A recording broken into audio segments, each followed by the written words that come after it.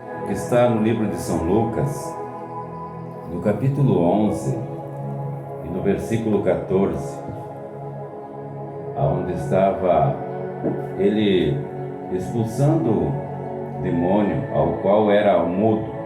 E aconteceu que, saindo o demônio, mudo falou maravilhosamente à multidão. Mas alguns deles diziam: ele expulsa os demônios por Beelzebul, príncipe dos demônios. E outros, tentando, pediram-lhe um sinal do céu. Mas, conhecendo ele os seus pensamentos, disse-lhe: todo o reino dividido contra si mesmo será assolado, e a casa dividida contra si mesmo cairá. E se também Satanás está dividido contra si mesmo, como subsistirá o seu reino? Pois dizias que eu expulso demônio por Beelzebul. E se eu expulso demônios por Beelzebul, por quem os expulsa vós, seus filhos? Eles, pois, serão os vossos juízes. Mas se eu expulso os demônios pelo dedo de Deus, certamente eu vos é chegado o reino de Deus. Quanto o valente guarda armado a sua casa, em segurança está tudo quanto tem. Mas sobrevindo outro mais valente do que ele, vencendo-o, tira-lhe a sua armadura em que confiava e reparte o seu despojo. Essa manhã eu fiz leitura à palavra de Deus, onde Jesus estava fazendo a obra do Senhor e expulsando espíritos maus, que diz que tinha um espírito mudo em alguém. Sabe que tem enfermidades que vêm através dos espíritos, né? Aqui diz que era um espírito mudo, ao qual causava aquela mudez naquela pessoa que Jesus estava orando. Esta manhã eu queria tratar de um tema com você sobre essa parte do 17 que Deus colocou no meu coração. Mas, reconhecendo eles os seus pensamentos, disse-lhe: todo o reino dividido contra si mesmo será assolado, e toda casa dividida sobre si cairá. O que eu entendo sobre essa passagem é que Deus colocou para nós que sem união não há permanência de nada. Ele fez essa passagem colocada aqui para nós, é apenas um versículo. Às vezes a pessoa lê sobre a perseguição de Jesus. Se chamaram Jesus como Beelzebul, imagina você que está orando para expulsar demônios, né? O demônio não vai ficar, chega lá, dá um tapa na cara do diabo, ele não vai ficar com os braços cruzados, dizendo para você que vai ficar tudo bem. Quando há um ataque contra o mal, vai ter o contra-ataque do mal contra ti.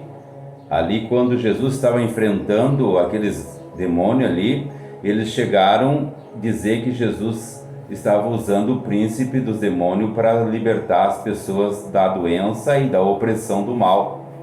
Então tu imagina se vai ser diferente também com a tua vida. Ele, o que ele vem fazer? Ele vem matar, roubar e destruir. Esse é o caminho do mal que veio fazer. E aqui então ele estava fazendo essa situação. E quando ele foi expulso daquela vida que estava ali, eu entendo que ele excitou os outros para dizer que Jesus estava fazendo algo errado, porque ele não vai acusar você de estar fazendo alguma coisa certa, porque ele quer causar a divisão entre os que estavam ali naquele lugar. E também continua a mesma obra do mal hoje, querendo causar divisão dentro da igreja, dentro das casas. Ele continua fazendo o mesmo trabalho, causar divisão, porque ele sabe que se ele causar a divisão ali, ele vai destruir, porque a palavra de Deus está escrita aqui que onde ele causou a divisão, ele causou a primeira divisão foi no céu, né? Ele colocou uns anjos, a parte dos anjos contra Deus. O trabalho dele é colocar um contra o outro. Dentro da igreja, até no céu ele conseguiu fazer isso. Imagina dentro da igreja, dentro de uma casa, né? Se ele conseguiu convencer a parte dos anjos para ficar contra Deus, causando a divisão, tu imagina dentro de uma casa. Ele pode causar um grande estrago colocando um contra os outros. Ele trabalha todos os dias também dentro da igreja para causar esse tipo de desconforto, causar divisão, separação, porque ele, na verdade, ele não cria nada. Até tem um conselho que eu sempre falo que para você, que aquele que não planta a sua própria árvore, ele vai ter que viver na sombra dos outros e ter que se alimentar dos frutos podres que caem da árvore. Por quê? Por que dos frutos podres que caem da árvore? Porque o melhor fruto que tiver numa casa, a melhor comida vai ser para o dono da casa. Eles vão fazer as coisas boas para eles e vão te dar o que não presta. Tu não vai esperar que vai ser o melhor para você, não. Quem não plantar a própria árvore para viver debaixo da sombra vai ter que ficar na sombra dos outros. E tu pode escrever que na sombra dos outros não vai ser confortável como tu ter a tua própria árvore para te viver na sombra. E também os frutos da árvore que foi plantada por você, você vai desfrutar do melhor fruto. E assim também quando você vai pegar o fruto dos outros, vai ter que pegar o fruto estragado, porque ele não vai dar o melhor fruto para você. Jesus ensinou nós que nós deveríamos dar o melhor para os outros para receber em dobro, mas o ser humano não oferece o melhor para os outros, ele vai te oferecer o pior. E eu te aconselho que você plante a tua árvore, porque se tu está na casa dos outros, se você desfruta das coisas dos outros, e se você for impor um modo teu e querer o melhor que tem dentro daquela casa, tu pode contar que vai haver uma divisão. Porque aquela casa não pertence a ti. O melhor vai ser sempre para o dono da casa e para a sua família. Nunca vai ser para você. Sempre vai ser algo que está sobrando, é algo que eles não querem mais. É assim também na vida espiritual. Se você quiser ter uma vida confortável, uma vida abençoada, você vai ter que construir a tua própria casa espiritual, aonde você vai poder apresentar a Deus a tua adoração do modo que você quer, do modo que você acha que é certo, porque se você entrar na casa do outro e querer mandar na mulher do outro, mandar nos filhos dos outros, você vai causar uma divisão. Você não é a tua casa, você está debaixo da sombra do outro, você vai ter que se alimentar com o que sobra na mesa e se contentar porque você não construiu a tua própria casa. Então você vai ficar dependente. E Satanás quer isso de você. Ele quer você debaixo do jugo. Ele quer que você fique ali para pegar as sobras, se contentar com as sobras, com a sombra dos outros. Mas se você quer uma vida nova, nesta manhã, eu te digo, plante a tua própria árvore, para que você não fique desfrutando da sombra de ninguém. Eu sempre, quando saía evangelizar, eu chegava e alugava o salão e começava a construir e montar e comprar cadeira e aparelho de som, porque eu não quero depender de pastor nenhum para construir. Eu digo, se Deus está na minha vida, eu vou fazer isso. Eu quero, se Deus está na minha vida, eu vou construir a minha casa, eu vou ter a minha mulher, os meus filhos, eu vou trabalhar, eu vou construir, vou educá-los e vou fazer do meu jeito. Agora não posso eu chegar na casa dos outros e querer fazer do modo deles. Então, se você quer que as coisas andem do teu modo, faça a tua parte. Não adianta você querer entrar na horta dos outros também e querer pegar os frutos que estão ali, porque aquela horta não é tua. Tu vai ter que esperar que alguém te doe, do proprietário te doe. E também no pomar dos outros, como você vai chegar e querer pegar o melhor fruto? Só se ele te doar. Então nós devemos termos a consciência que aonde nós entrarmos, que não pertence a nós vamos causar uma divisão. E o Satanás estava ali. Quando Jesus entrou ali naquele lugar, ele estava alojado. Ele tinha casas ali, porque diz que o demônio, a casa do demônio é o corpo humano. Assim como a moradia do templo do Senhor é o nosso corpo. E Satanás também, o corpo do ser humano é a moradia de Satanás também. E se tu chegar a expulsar ele dali, não vai ficar contente. Estava lendo aqui no versículo 26, diz assim, no mesmo capítulo: então vai e leva consigo outros 7 espíritos piores do que aquele, e entrando habita ali, e o último estado desse homem é pior do que o primeiro. Tu imagina a situação que fica o ser humano? Então ele fica em roda da pessoa para voltar. Tu não vai pensar que ele se contenta, né?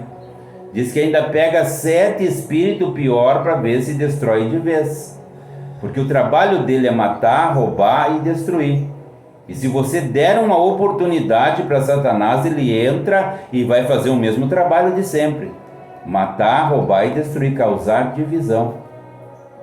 Causar divisão, destruição na tua família, no teu ministério e também na vida dos outros. Vai causar divisão, vai causar destruição. E tudo que vai para esse lado você freia na sua vida, você corta isso daí. Se tu acha assim que não está confortável na sombra dos outros, comece a plantar a tua própria árvore. Se tu não está confortável comendo o fruto podre que cai da vida do outro, porque na verdade é assim que a gente fica. Se a gente está ali, tu está vendo só frutos podres na vida da pessoa e tu se alimenta daquele fruto podre e ainda fica reclamando, então tu planta a tua própria árvore. Faça do modo que você acha que tem, porque você vai ter direito, quando você trabalhar, plantar a tua árvore e comer dos seus próprios frutos. Senão você sempre vai ser dependente da sombra e do fruto dos outros e não vai te oferecer o melhor. Jesus ensinou nós que devemos oferecer o que é melhor para os outros para recebermos em dobro. Mas o ser humano, na verdade, ele trabalha para juntar para si mesmo o melhor e sempre está dando o pior, repartindo o que não presta para com os outros e quer receber o melhor de Deus.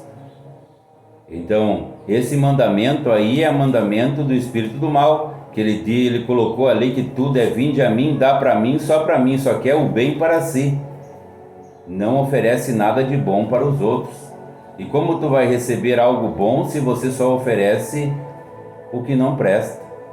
Porque eu sempre estou dizendo assim, que Deus multiplique na tua vida nessa manhã tudo que é bom. Tudo que é bom. Cada dia mais, para que não haja espaço para nada mal na tua vida, para que você tenha algo bom para repartir com os outros.